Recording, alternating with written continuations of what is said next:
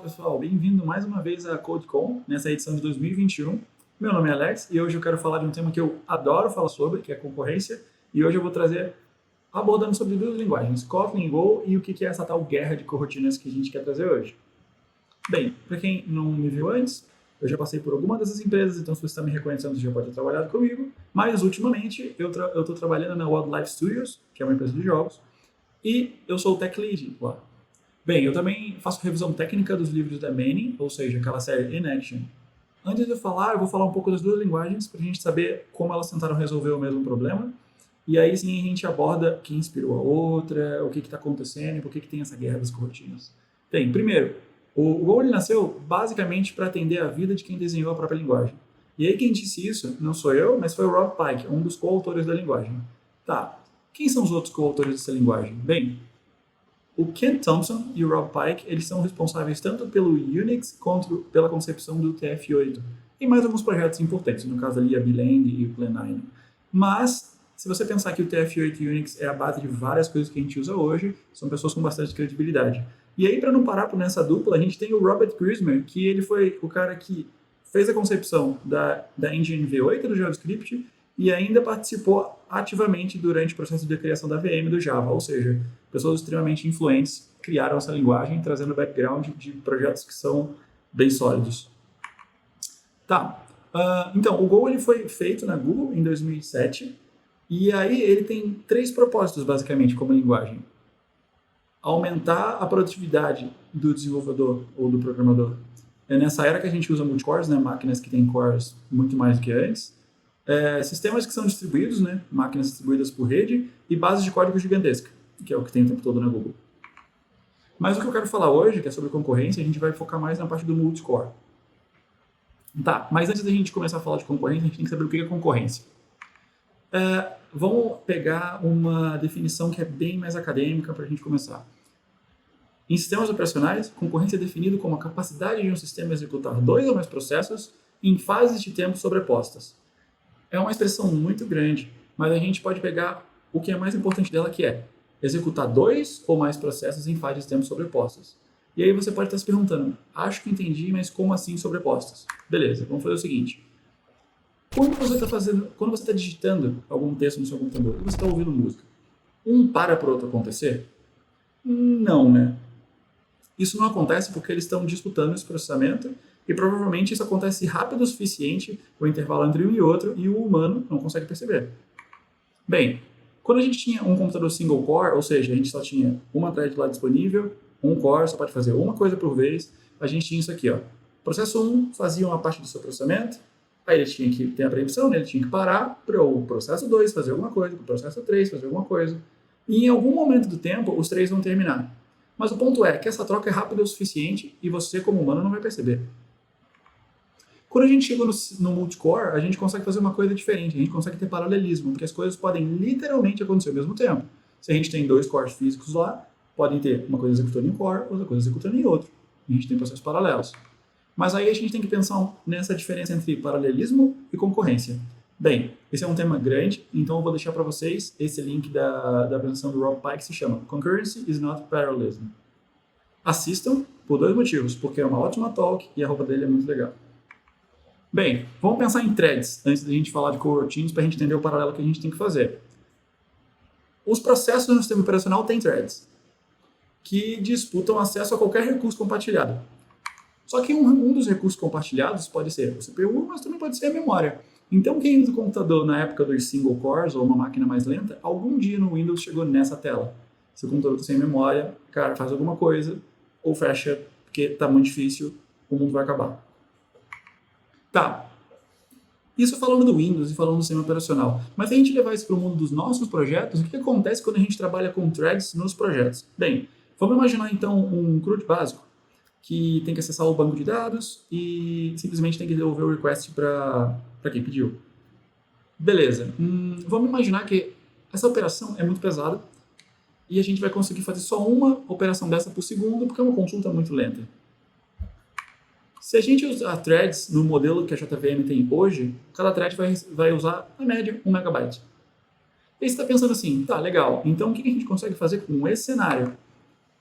100 conexões simultâneas, ou seja, 100 pessoas pedindo a mesma coisa, vão usar 100 threads. E se a gente está falando que é 1 mega, elas vão usar 100 mega de RAM. Easy. Qualquer lugar do mundo tem 100 mega de RAM. O relógio tem 100 mega de RAM. Tudo tem 100 mega de RAM. Mas aí quando você pensa assim, tá, eu quero fazer 1000 conexões simultâneas, o que não é nenhum absurdo, as coisas escalam. E aí a gente fala, ok, 1000 threads, eu aguento, mas para isso eu já tenho que usar 1 GB de RAM. Tudo bem, 1 GB de RAM. Qualquer servidor hoje que a gente usa na Amazon ou qualquer outra cloud vai ter 1 GB de RAM, isso é fácil. Quando a gente chega nos 10.000 conexões simultâneas, ou seja, em um segundo inteiro vão acontecer 10.000 conexões, a gente já começa a precisar de 10 GB de RAM. Aí você pensa, né, talvez eu use mais de uma máquina, talvez eu distribua isso. Ok, mas ainda são 10 GB de RAM. Você vai precisar no final pagar por esses 10 GB de RAM e utilizá-los. Só que quando a gente chega em números mais altos, como 100.000 conexões, a gente vai precisar de 100 GB de RAM e não é mais trivial e não é mais barato. Então esse modelo de threads talvez não resolva todos os problemas do mundo. E aí que tem um conceito super novo, de 1958, que se chama coroutines. E se você acha que você é hipster porque usa coroutines, não foi dessa vez, porque isso existe em mais de 30 linguagens, mas ela está emergindo para as linguagens que são mainstream ou de mercado hoje em dia. Tá, o que são os coroutines no nosso cenário? Coroutines são funções ou métodos, depende do paradigma que você está usando, que elas são executadas simultaneamente com outras funções e métodos. Ou seja, lembra que a gente tinha aquela concorrência dentro dos processos no nível do sistema operacional? Quando a gente está falando de coroutines, a gente volta a ter a mesma coisa no nível de usuário, no nível não do usuário final, né, mas do usuário e aplicação. Então, as coroutinas ela pode considerar o thread leve, mas por que thread leve? A gente já fala disso. O custo da criação de uma coroutine é pequeno comparado a uma thread. Lembra que a thread tinha 1 mega? A gente precisava de 1 mega para conseguir usar uma thread? Beleza, coroutinas. Mas a gente está falando de Go, então não é corotina, é Go-rotina. Tudo em Go começa com Go, então se você quiser falar de coroutines, fale Go-routines, todo mundo vai saber o que você está falando. Ou seja, é a mesma explicação, mas quando você estiver falando com alguém de Go, fale Go-routines, lá, lá, lá, Go-routines, lá, lá, lá, e aí todo mundo vai entender porque tudo que tem Go no nome. Tá, e como é que funciona mais ou menos essa ideia da Go-routine? Imagina que você tem uma thread só, você está lá no seu single core. A coroutine ela começa a executar, ela dá algum hint ou dá alguma dica para o seu scheduler da linguagem, né, o runtime da linguagem, ele tem um mecanismo muito parecido com o que o seu sistema operacional tem de escolher o que vai, em que momento ser executado, só que no nível thread. Aí o scheduler vai falar assim, ei, você está fazendo uma coisa muito pesada? Faz o seguinte então, eu vou te tirar daqui. Só que, para eu saber que você está fazendo uma coisa pesada, eu como coroutine, eu tenho que te avisar. Ah, olha, aconteceu alguma coisa aqui que eu vou demorar. Se você quiser dar o espaço para outra coroutine ser executada, tudo bem. Mas depois me chama de volta porque eu quero continuar o que eu estou fazendo. Bem, é mais ou menos o que acontece aqui. A coroutine é suspensa, acontecem mais coisas, por exemplo, a coroutine verde e vermelha, e ela volta a ser executada. Vamos lá. Agora entra uma diferença que já é brutal na história. Quando a gente está usando uma thread para fazer concorrência, no modelo multithread tradicional, a gente está usando um mega. Quando a gente está falando de uma Go routine, porque a gente está falando de Go, a gente tem que usar 4 kbytes e, tipo, é muito menos. Ou seja, lembra que a gente tinha um cenário que a gente precisava atender 100.000 conexões simultâneas? A gente consegue fazer isso com 400 MB agora. É muito mais viável, é muito mais barato. Em termos computacionais e de grana. Beleza. Isso aqui é um código bem simples em Go, onde você vai fazer o uso, que a gente vai querer fazer o uso de Go routines. A gente não faz aqui ainda, aqui é tudo serial. Só que essa ideia de preto, branco, vinho, não é para mim, eu prefiro que tenha highlight. Então é o seguinte, a gente tem uma função que se chama say, e ela vai receber uma string. E aí o que a gente vai fazer? A gente vai iterar do número 1 até algum número menor que 5, também conhecido como 4, e a gente vai fazer o seguinte, vamos dar um sleep de 500 milissegundos e vamos fazer o print. Essa é a função say. Ali do ladinho na direita, a gente está vendo que tem a função main, igual a maioria das linguagens tem uma função main para dizer onde começa o programa, e a gente vai chamar o say com hello, depois o say com world. Ou seja, a gente vai acontecer isso aqui, ó, hello, hello, hello, world, world, world, 4 vezes. E por que elas não se intercalaram? Porque a gente está usando funções que são seriais, não tem nenhuma concorrência acontecendo. Eu chamei uma função, fiz um for, chamei a próxima função, fiz outro for. Beleza, agora a gente vai fazer uma coisa mágica que é dizer que esse código vai acontecer de forma concorrente. E como é que a gente faz isso em Go? A gente escreve Go. Vocês notaram que tem uma diferença aí? Se a gente voltar a gente vai ver o seguinte. Eu tenho o mesmo say, mas tem uma diferencinha. Ali na primeira função está escrito go, say. Porque é go, óbvio que está escrito go, né? Então, o que esse go faz? Ele fala assim, olha, esse say ele vai rodar em outra branch de processamento. E isso vai ser concorrente. Ou seja, se a função say espera 500 milissegundos e escreve, a função say de baixo também espera 500 milissegundos e escreve, mas as duas estão disputando, então acontece isso. 500 milissegundos, world, hello, ou hello, world. A gente não sabe, é concorrente, alguma coisa pode acontecer. Quem determina o que vai acontecer primeiro é o scheduler da linguagem. Isso não é determinístico. Então, se a gente ver o resultado, potencialmente a gente vai ter o hello world escrito nessa frequência. Mas o que aconteceu aqui? E por que isso acontece? A gente viu que a primeira operação que acontece dentro do for é um sleep. Bem, provavelmente a gente fazendo esse sleep, a gente vai falar assim, o scheduler, eu vou ficar dormindo, será que você quer fazer alguma coisa? Bem, tanto o sleep quanto o print, eles são syscalls. Então, o que isso quer dizer? Que potencialmente os dois vão dar dicas para o scheduler falar assim, eu vou fazer uma coisa que demora bastante, então se você quiser que outra rotina já tente fazer a próxima coisa, tudo bem por mim. Então, quando a gente usa essas funções que são syscalls, a gente chama que elas são suspending points, ou suspension points. Essa palavrinha mágica go, ela cria uma rotina nova. Então, isso é chamado de coroutine builder, que é quem cria as coroutines, né? Quem faz a construção delas. Então, quando a gente usa go, a gente faz isso aqui, ó. Vai lá. O que acontece? A função main vai executar a say com o world de forma linear. Só que quando a gente usa a palavra mágica go, ela vai fazer com que aconteça alguma coisa de forma concorrente. Então, tipo, as duas vão estar tentando chegar em algum lugar. Só que uma não precisa esperar a outra. Ok, entendi mais ou menos como acontece com o Go, mas como é que é no mundo do Kotlin? Será que é completamente diferente? Bem, como é que a linguagem Kotlin lida com isso? Lá no docs do Kotlin está escrito o seguinte, programação assíncrona ou não bloqueante é a nova realidade. Sim, é. Seja criando aplicativo no servidor, no back, desktop ou móvel, o mobile, é importante fornecer uma experiência que não seja apenas fluida da perspectiva do usuário, mas escalável. Bem, tendo multicore, ela já consegue ser fluida. Tendo um core, tendo o scheduler funcionando bem, a gente já consegue que ela seja fluida. Mas ela é escalável, então o grande ponto da coroutines também é ser escalável.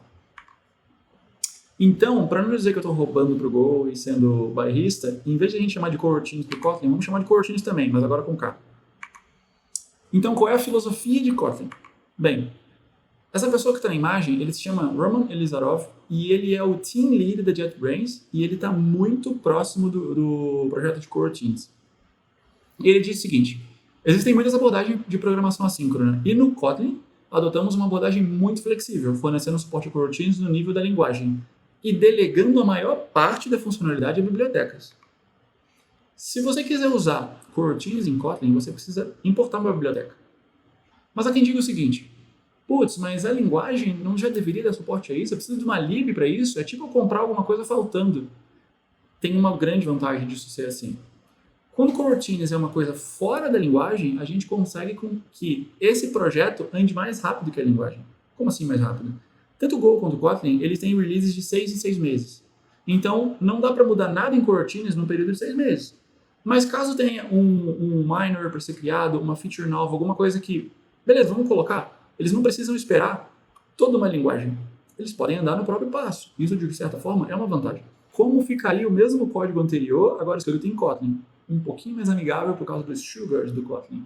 Bem, para a gente dizer que uma função pode ser suspensa, ou seja, eu posso ficar numa espera até que outras que precisam daquele processamento executem, no Kotlin eu tenho que escrever suspend na função. Então, não muda muito, porque, de novo, fun, porque Kotlin é divertido, say, mesma função, recebendo uma string. E, de novo, a gente vai iterar de 1 a 4, só que dessa vez a gente não vai escrever sleep, mas vai escrever delay. E por que a gente não escreve sleep? Porque sleep já é uma função da JVM que faz a thread dormir. Para não ter uma confusão do que a gente está parando, o time de Kotlin preferiu um nome diferente para fazer uma pauta de routines para não confundir com uma pauta de threads. Então a gente tem o delay. O delay é a mesma coisa, 500 milissegundos, e a gente vai printar. O delay, dessa vez, é o suspension point. Aqui a gente está suspendendo. Então, como é que eu uso essa função say como eu usava lá na função main? De novo, função main, função principal, onde começa o programa. Coroutine scope, não se preocupa, eu já falo disso. E agora a gente vê que é bem parecido, porque eu tenho uma palavra mágica que vai fazer alguma coisa rodar em outra branch de processamento e alguma coisa serial. Ou seja, o nosso launch é o Coroutine Builder. Eu estou usando esses nomes, Suspension Points, Coroutine Builder, porque se você procurar em coroutines até para outras linguagens, essas são as palavras-chave que você vai usar sobre. Deu launch, vamos lá, vai rodar. Quando a gente lança, elas vão ficar fazendo o processamento variado, igual acontecia com o Go a cada 500 milissegundos, e tudo bem, bem parecido. De novo, a gente tem o mesmo desenho. O que muda é que, para conseguir uma branching diferente de processamento, a gente precisa usar outra palavra mágica, que nesse caso é launch. Tá, então é o seguinte. Se eu executar da forma como está, eu vou ter o road acontecendo 4 vezes, disputando a concorrência com o de baixo, então potencialmente eles vão escrever um de cada vez e eu vou ter o resultado que eu quero. Se eu inverter isso, eu vou ter o mesmo resultado? Ou seja, eu vou fazer a serial e depois eu vou fazer a concorrente? Não, porque claramente, se uma função não está concorrendo, ela vai ser executada como uma função. Ou seja, ela vai executar o for inteiro e depois o coroutine vai acontecer. Isso era esperado. Mas se a gente fizer a mesma coisa em Go, não vai dar certo. E a gente chama isso, às vezes, de coroutine leak. Seguinte, a gente dispara a primeira, depois faz a segunda e potencialmente isso dá certo. Quando a gente inverte, o resultado é o seguinte. Hello, hello, hello, o road parou. Mas parou? O Roman odeia isso. O Roman não gosta de como é feito em Go. Seguinte, quando a gente faz isso em Go, a gente está dizendo o seguinte. Começa a primeira função, faça síncrono. Eu lanço a próxima rotina, meu programa acaba. Porque o programa não espera essa rotina acabar. Como que a gente faz para isso ser esperado em Go? Bem, seguinte, a gente tem a mesma função de novo. Só que repara que na assinatura dela a gente está recebendo uma coisa, que se chama Wait Group do pacote Sync. O que o Wait Group é? Eu tenho um grupo de coisas que vão ser esperadas. Então, por exemplo, esse grupo de coisas vão ser minhas routines. Se eu falo que o meu grupo tem uma coisa, então quando eu terminar essa uma coisa, ok, meu grupo acabou. O que eu estou fazendo aqui na função main? Eu estou criando esse Sync Group e falando o seguinte, eu quero adicionar só um item nesse grupo. E aí, quando eu rodo a função say, eu passo essa referência e falo assim, você faz parte desse grupo, tá? Então, faz o seguinte, quando a sua função acabar, você me avisa que acabou? E é por isso que na primeira linha da função say, a gente escreve assim, defer, done. Tipo, acabei, pode avisar para quem for. Mas você está perguntando, defer, como assim? Bem, o done avisa que acabou. E o defer é uma das palavras reservadas no Go que diz o seguinte, quando essa função terminar, execute isso. Ou seja, quando isso realmente for executado, a gente vai executar o for inteiro, a função acaba, e aí o runtime olha assim, tem algum defer aí? Tem. Então o que eu tenho que fazer? Um done. Então deixa comigo, eu fiz o done. Em resumo, o que acontece? Eu adiciono coisas no grupo e todo mundo do grupo fala, acabei. Só que para eu esperar que esse grupo todo acabe e não fechar tudo, que nem acontecia antes, eu tenho que falar, wait, espere por todo mundo do grupo acabar. Fazendo isso, a gente tem o que a gente esperava. A gente faz tudo que é síncrono e a outra rotina que está acontecendo, ela também vai ser esperada, porque só quando ela terminar, ela avisa que acabou para o grupo. Só que, para quem viu isso acontecendo em Kotlin, deve estar pensando assim, putz, é meio esquisito, né? Porque o wait group eu tenho que ficar lidando com coisinhas do tipo, bota mais um, avisa que acabou, libera o recurso. Não é tão legal. Eventualmente alguém vai dizer assim, não tem problemas com isso, eu já me acostumei. Não é porque você se acostumou que é legal, né? Então, por que o Kotlin não tem esse problema? Porque lembra que tinha uma palavra que se chamava Coroutine Scope? Bem, o Coroutine Scope é como se fosse um isolamento que acontece ali. Enquanto tudo que foi lançado dentro desse escopo não acabar, eu não posso terminar a execução daquela função. Ou seja, o Coroutine Scope, entre muitas aspas, faz o mesmo papel que o Wait Group. Só que não tem toda essa coisa de dar add, alguém me avise, etc. Quem te garante isso é a linguagem. Então, você delega muito mais para a linguagem e você escreve muito menos aquilo que você já esperava que acontecesse. E aí tem um balanço do que é explícito e do que é implícito. No caso do Kotlin, é completamente implícito. Se você entende o que é o Coroutine Scope, é isso que vai ser. E aí que entra vou chamar de paradigma, um paradigma bem importante que se chama concorrência estruturada. O time do Kotlin falou o seguinte: a gente está fazendo esse controle de quando as coisas acabam e etc., mas outras linguagens não têm isso implícito. Sempre tem que ser escrito. E a gente está trazendo isso para dentro da linguagem. Esse nome, concorrência estruturada, foi cunhado pelo time de Kotlin. Eles levantaram isso pela primeira vez e estão jogando isso para frente, e eu estou achando maravilhoso que eles façam isso. A alusão que a gente faz com concorrência estruturada é com a programação estruturada. Programação estruturada é o seguinte: você vai ler de cima para baixo e nunca vai ser diferente. Você só vai descer. Mas tem uma exceção. Muitas linguagens têm a GoTo. E GoTo faz o seguinte: daqui você vai aleatoriamente para alguma linha que eu vou te falar qual é. Isso faz com que o programa seja difícil de ler. Isso é a realidade em COBOL. Tem muito GoTo para tudo quanto é lado. Mas antes da gente rir de COBOL e de vários GoTo que tem lá, tem que lembrar que todas essas linguagens que a gente usa hoje em dia provavelmente tem GoTo lá. A gente não usa porque diz que é uma prática. Mas você já parou para pensar o que é uma exception? Você faz com que o programa vá para uma linha aleatória, então é um GoTo também, não riam dos coboleiros. Seguinte, quando a gente está usando o código procedural, a gente tem o seguinte: ou a gente faz uma branching e depois volta para onde tem que ir, ou a gente fica em um loop, mas continua descendo a linha de código, ou a gente chama uma função, ela termina e do ponto de vista da leitura você continua indo para baixo. Não tem um desvio, eu não tenho que acompanhar duas branchings, duas coisas que estão acontecendo ao mesmo tempo, e a cabeça humana não pensa muito bem nisso. Então, temos um problema. Quando a gente está usando GoTo no nosso código, potencialmente, quando a gente usa a palavra reservada Go, a gente está fazendo um GoTo também. A gente está falando, esse código daqui vai passar a rodar lá em tal linha. Isso não é muito bom. Isso pode trazer algumas flexibilidades e vantagens, mas no geral, isso não é muito bom. Porque eu quero que, independente de que eu faça branchings diferentes de processamento, no final eu quero sair pelo mesmo lugar para não perder o tracking. Eu quero ter um mapa mental de como o meu programa funciona.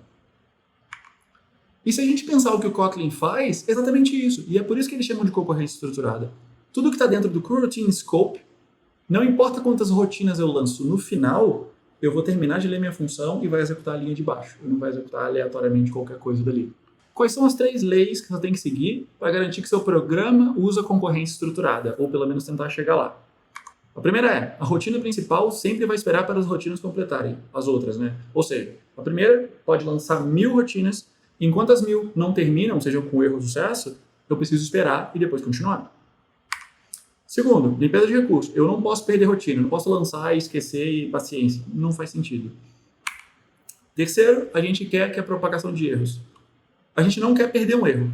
A gente não quer que alguma coisa aconteceu e eu não sei porque aconteceu lá dentro da rotina e eu não fico sabendo. Não, eu quero saber de tudo. Eu quero saber no final o que aconteceu com as suas rotinas.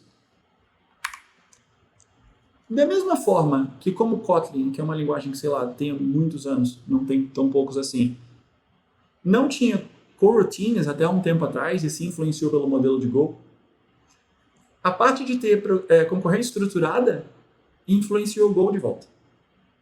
Não na linguagem, mas a gente já tem um pacote no golang.org.x, que é tudo que está sendo experimentado e potencialmente vai para a Standard Library, que se chama AirGroup. E o que esse AirGroup faz? Aqui tem um pouco mais de código, mas eu vou dar a ideia geral do que está acontecendo. Na primeira linha a gente fala assim, eu quero ter um AirGroup. Esse código ele vai fazer fetch em algumas URLs e se dá erro ele responde que erro que deu. É simples assim. Seguinte, a gente vai ler todas as URLs, só que agora, em vez de a gente escrever Go e jogá-la para um lado qualquer, a gente está delegando para esse AirGroup fazer esse Go, que é uma função que está lá. E eu falo, eu quero te entregar essa função e toma conta disso para mim. No final, eu ainda tenho que fazer o wait, porque Go é explícito. Nunca vai acontecer coisas que você não sabe por que está acontecendo. E aí tem um paralelo de novo. Kotlin é uma linguagem excelente para escrever. Eu adoro escrever em Kotlin, não necessariamente ler. Porque, como o Kotlin é multiparadigma, podem ter 2 pessoas no mesmo time, uma escrevendo 100% orientado a objeto e outra tentando chegar muito perto do 100% com funcional. São bases de código quase diferentes no mesmo projeto. Em Go isso não acontece. Então, ela é explícita, ela é feita para ser fácil de ler e não necessariamente de escrever. Então, o wait do Kotlin é implícito, ele vai acontecer. Em Go você ainda tem que falar, eu estou esperando por esse grupo todo terminar. Mas note que agora a gente não tem que falar, oi, eu acabei, quantas vão ser executadas. A gente só fala, Isso aqui começa e eu estou esperando. E se der algum erro, eu quero saber qual foi. Isso respeita as 3 regras que estavam lá antes.